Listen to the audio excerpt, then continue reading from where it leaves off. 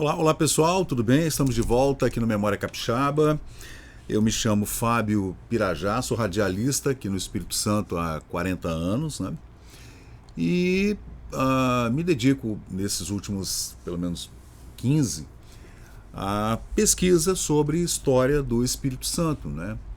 Eu sempre fui um fã de história, de geografia, de cartografia, de arqueologia, geologia.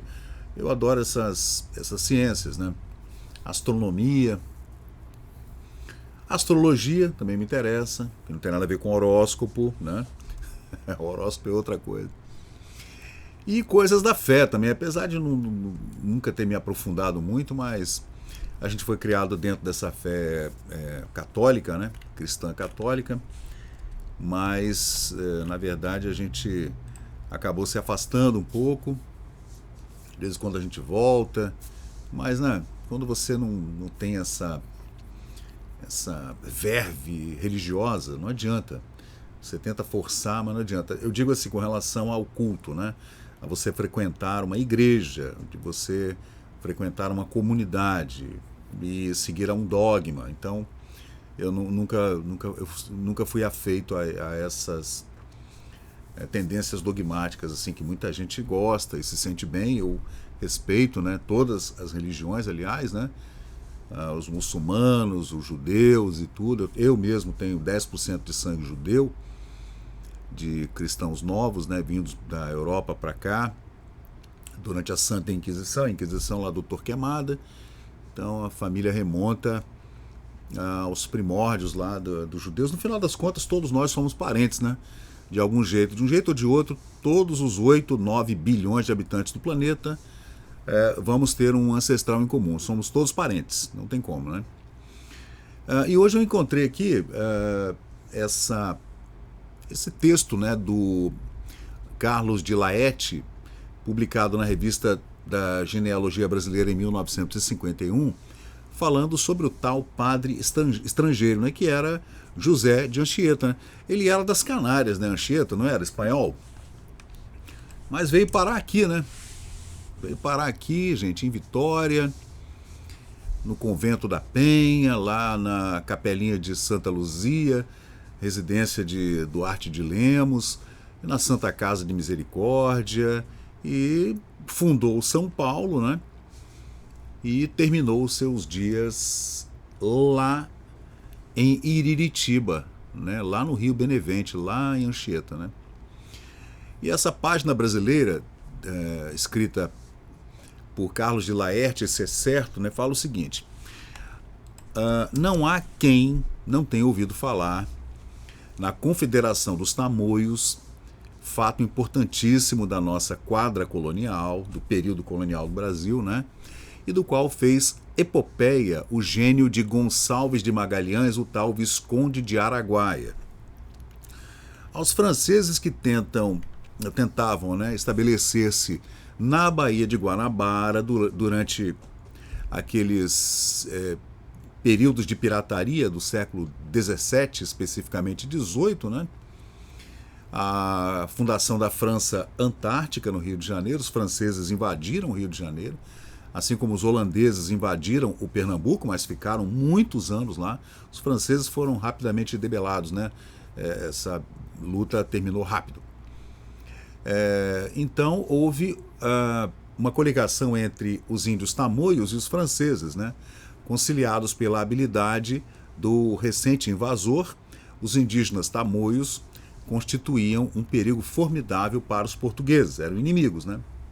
Os tupinambás, que eram o contraponto nessas lutas de tribos indígenas pelo todo o litoral brasileiro, né? Sempre foi assim. Quando os portugueses chegaram, eles ficaram estupefatos com o nível de violência que havia entre essas tribos, né? De uma ou de outra parte faziam-se temerosos aprestos. O sangue humano ia correr a jorros. Ora, foi nestas conjunturas que o frade estrangeiro José de Anchieta se ofereceu para desarmar com a palavra o índio ofendido e vingativo. Um historiador chamado Southey, insuspeito, segundo Carlos de Laet, porque era protestante, opina que, aspas, de mais perigosa embaixada nunca ninguém se encarregara. Então Anchieta se colocou como um embaixador da paz, né, para tentar fazer essa entre os tamoios, os franceses e os portugueses tupinambás. Né? Olha que confusão. Anchieta parte em um navio genovês chamado Francisco Adorno, veleja para Ubatuba, que naquele tempo se chamava Iperuígue, lá em Ubatuba, São Paulo, litoral de São Paulo. Quando o barco se aproximava da costa, estava ela coalhada de gente feroz e embravecida, os indígenas, né, gente? Parecia um meeting. Tomam os índios canoas e dispõem-se a agredir o navio onde estava o padre Anchieta. O frade, estrangeiro, aparta-se dos seus e apresenta-se sozinho. Corajoso o homem, né? Bem corajoso. Como arma única, eleva bem alto o crucifixo, né, ali no navio, a imagem do sacrifício resignado, ensinando aos homens todas as resignações do sacrifício. Diante desse homem tão sereno e sua franqueza corpórea, hesitam as cóleras mais impetuosas. Então diz aí o texto, que diz a lenda, né, que quando Anchieta chegou ali no tombadilho e levantou esse crucifixo com Jesus morto na cruz, houve um arrefecimento ali nos ânimos, né?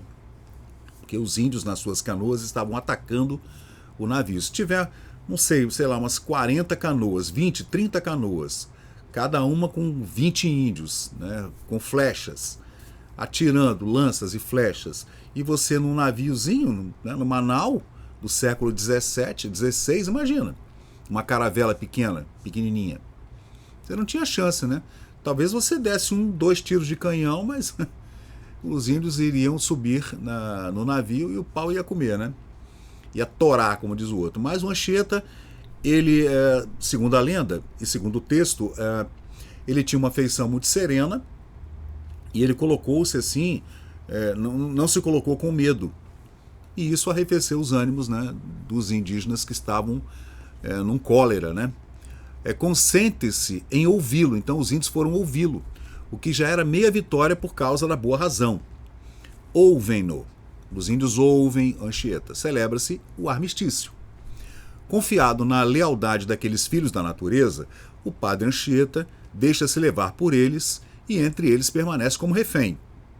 Tamanha coragem subjuga, conquista a admiração dos bravos, porque ele falava a língua nativa, né? Tamanha doçura angaria a afeição dos desconfiados. Celebra-se finalmente o pacto. Estava frustrada a maquinação dos novos invasores, os franceses, com o apoio dos índios tamoios, né? Estava salva a incipiente América Portuguesa, que nesse período ainda estava, né, no comecinho ali, gente. Né? Por isso que houve tantas invasões. Né? É claro que eles também eram invasores, invadiram terras que já possuíam donos. Várias nações indígenas já dominavam a costa brasileira inteira e também o oeste, né?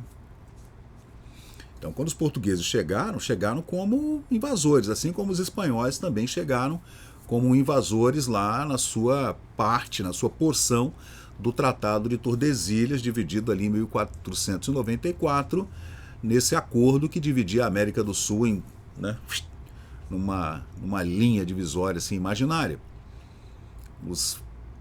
Eu digo que os espanhóis talvez tenham sido muito mais violentos, né, porque dizimaram de forma inequívoca, né, muitas tribos e impérios, como o Inca, por exemplo, né, os maias também, os astecas também, né, eles foram impiedosos mesmo. Então houve um armistício nessa incipiente empreitada portuguesa na América. E o Anchieta conseguiu, muito diplomaticamente, essa conversa que acabou dando bons frutos. Né? Para tal fim, em nossos dias, ter-se-ia mandado um diplomata, veja, ou pior ainda, um general com seus soldados e o sangue houvera corrido. Veja o português aí dos anos 50, né? É claro que o Carlos de Laet é um literato, né? Nos anos 50 já não se falava desse jeito, nem se escrevia assim, né? Havia uma flexibilização muito grande da língua portuguesa já nos anos 50, né? Muitas gírias e tudo, com a televisão, com rádio, né? Então mandou-se um religioso e tudo se pacificou. Confessai, senhores, que este frade estrangeiro não pouco fez pela causa de Portugal no Brasil, apesar de ser espanhol, né? Não foi tudo. Quem hoje passa pela praia de Santa Luzia vê um edifício notável, o Hospital da Santa Casa de Misericórdia. Quais os primórdios da instituição que hoje ali tem o seu principal estabelecimento, nos refere no seu santuário mariano, Frei Agostinho de Santa Maria. São poucas linhas. Permite que vô-las cite. Permite tu que eu cite a vós. Né? Permite que vô-las cite. Entre aspas. Pelos anos de 1582, diz o cronista, se entende, teve princípio a Santa Casa de Misericórdia do Rio de Janeiro, ou poucos anos antes, de 1582. Porque neste ano chegou àquele porto uma armada de Castela, lá no reino de Espanha, de que era General Diogo Flores Valdés. Com os temporais padeceu esta armada muito, com o mar revolto, bravio, né? Porque lhe adoeceu muita gente. Acha-se naquela cidade o venerável padre José de Anchieta, visitando o colégio que ali teve a Companhia de Jesus, dos jesuítas, né? Fundado no ano de 1567.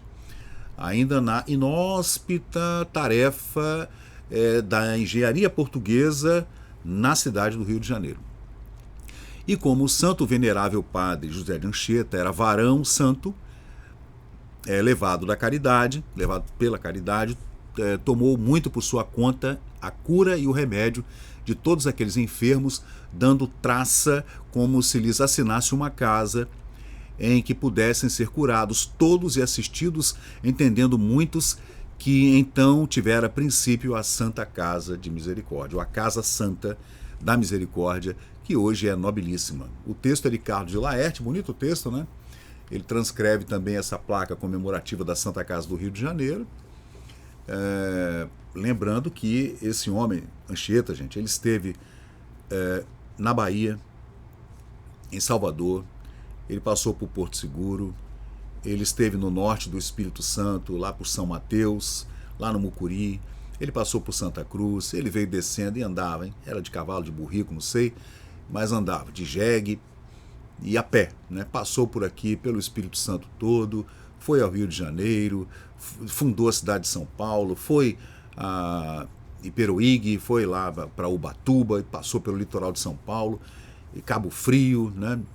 Realmente é um homem que a gente deve, né, tirar o chapéu, corajoso, aprendeu as línguas dos nativos brasileiros, né, dos nativos da terra de Santa Cruz, né, e fez o seu trabalho não só como um homem religioso que era, né, devoto mesmo dessa fé cristã, como também como diplomata, nesses entraves entre ingleses, portugueses, holandeses e essas nações indígenas que viviam aqui muito antes dos portugueses aportarem aqui, ou outros piratas desde tempos imemoriais, né?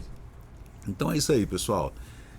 Esse texto ele está na revista da Genealogia Brasileira, né? Se você quiser dar uma olhada nele, ele está disponível lá na Biblioteca Nacional, né? E chama-se O Frade Estrangeiro, publicado em 1951 pelo escritor Carlos de Laet. E aqui a gente vê, né, uma reprodução do monumento de Anchieta no Palácio Anchieta aqui em Vitória, né, onde estão os seus despojos e também vestimentas e tudo, como também há despojos, né, no seu ossuário em São Paulo, na Cidade Velha lá, né, no museu, com muitas roupas que pertenceram a ele, ou roupas daquela época, né, ainda do século XVI, né. Então, gente, é isso aí. Aqui está uma reprodução feita por M. Campos, né. Então é isso, gente. Eu sou o Fábio Pirajá, essa Memória Capixaba. Ó, tem a história, viu? Tem muita história, tem muita coisa bacana. É só a gente ter vontade de ler e pesquisar, que a gente desenterra todo esse material maravilhoso aqui sobre a história do Espírito Santo. Então valeu, gente. Muito obrigado e vamos em frente. E chegamos ao final de mais um vídeo aqui do Memória Capixaba. E se você curtiu o conteúdo, por favor, deixe seu like, compartilhe aqui o nosso canal e inscreva-se para mais novidades. Até a próxima e muito obrigado por participar aqui do Memória Capixaba.